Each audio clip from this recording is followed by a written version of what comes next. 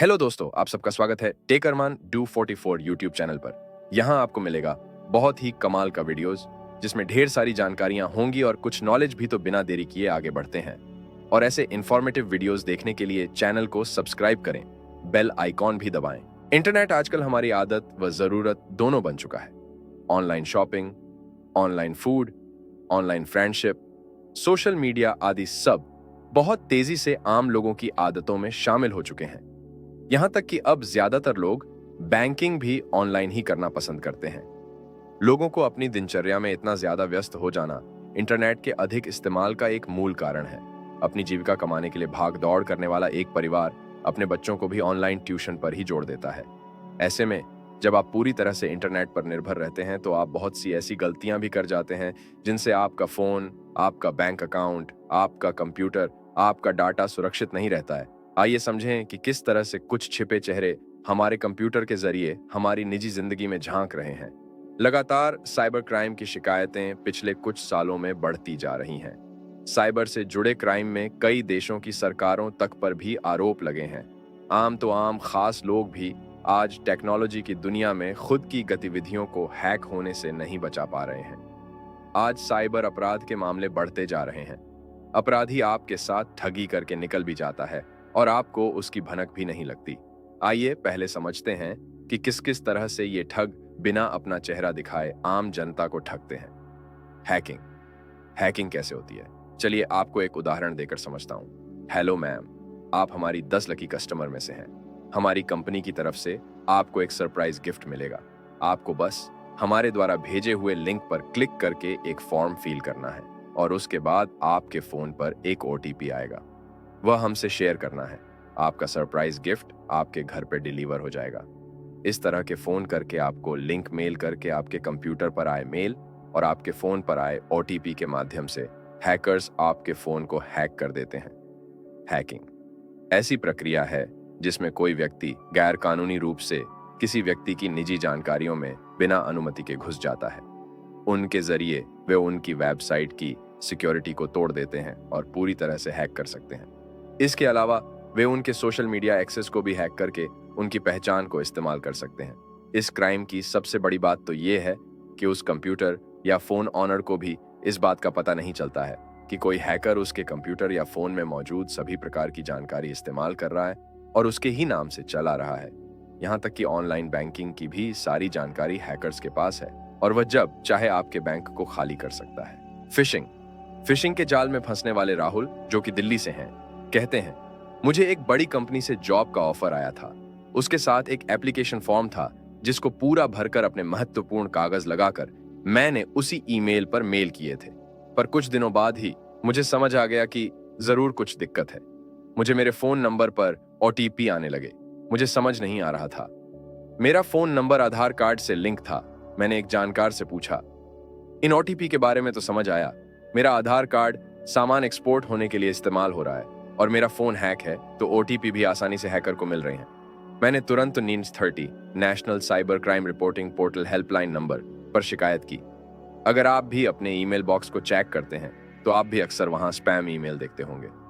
दरअसल फिशिंग का प्रमुख कारण स्पैम ईमेल का उपयोग है। फिशिंग के तहत साइबर क्रिमिनल द्वारा यूजर को स्पैम ईमेल भेजी जाती है जहां लिंक पर या अटैचमेंट पर क्लिक करके आपके सिस्टम को हैक किया जा सकता है। साथ ही यहां आपको स्पैम वेबसाइट का लिंक भी दिया जा सकता है जिस पर आपको अपनी जानकारियां भरने को कहा जाता है। अपनी निजी एवं बैंकिंग संबंधित जानकारियां भरने पर आप फिशिंग का शिकार हो सकते हैं। Cyber bullying. तन्वीं क्लास के एक स्टूडेंट ने अपने साथ पढ़ने वाली एक छात्रा को कार्ड गिफ्ट किया। उस छात्रा ने उस कार्ड को ठुकरा दिया। ये बात उस स्टूडेंट ने अपने कैमरे में रिकॉर्ड कर पूरे स्कूल में फैला दी। इससे वह छात्रा आहत हुई और उसने अपने घर पर फिनाइल पीकर जान देने की कोशिश की। अब इसमें गलती किसकी है? यह एक साधारण सा दिखने वाला साइबर अपराध है, पर इसका अंजाम बुरा हो सकता था। इंटरनेट, सोशल मीडिया के माध्यम से किसी को धमकाना, किसी व्यक्ति को गैरकानूनी कार्य करने के लिए कहना, किसी व्यक्ति का मजाक बनाना जिससे उसकी भावनाओं पर ठेस पहुंचे आदि सबको साइबर बुलिंग कहते हैं। इसके लिए सबसे ज्यादा जरूरी है अपने निजी पलों को निजी रखें। बहुत सारे ऐसे लोग जिन्हें साइबर क्राइम के बारे में पता नहीं होता है, साइबर बुलिंग के शिकार हो जाते हैं। सोशल मीडिया से फोटो चुराना। सोशल वर्कर रितिका बताती हैं, रात 10 बजे मुझे अचानक मेरे एक जानकार का फोन आया कि मैंने उससे 10,000 रुपए पेटीएम करने को कहा है। मैं थोड़ा हैरान हो गई और मैंने उससे पूछा कि किस नंबर से मैसेज आ रहा है। उसने बताया कि नंबर तो जाना पहचाना नहीं है, पर डीपी में फोटो आपकी लगी है और ट्रू कॉलर पर नाम भी आपका आ रहा है। मुझे समझाते देर नहीं लगी कि यह किसी तरह का साइबर अपराध है। मैंने तुरंत साइबर क्राइम पर फोन किया और शिकायत दर्ज करवाई। ये तो हुई फोटो लगाकर पैसे मांगने की बात, पर साइबर क्राइम के अंतर्गत कुछ लोग ऐसा भी करते हैं कि किसी लड़की के सोशल मीडिया अकाउंट से उसकी पिक्चर्स चुरा लेते हैं और उन्हीं पिक्चर्स को लेकर वे उन लड़कियों को ब्लैकमेल करना शुरू कर देते हैं।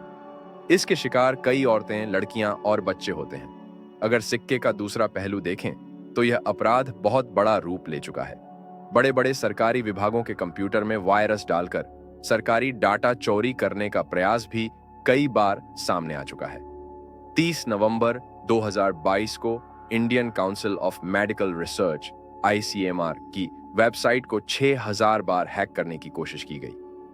इससे बचने के लिए क्या-क्या सावधानियां हम बरत सकते हैं, वह जानना बहुत जरूरी है।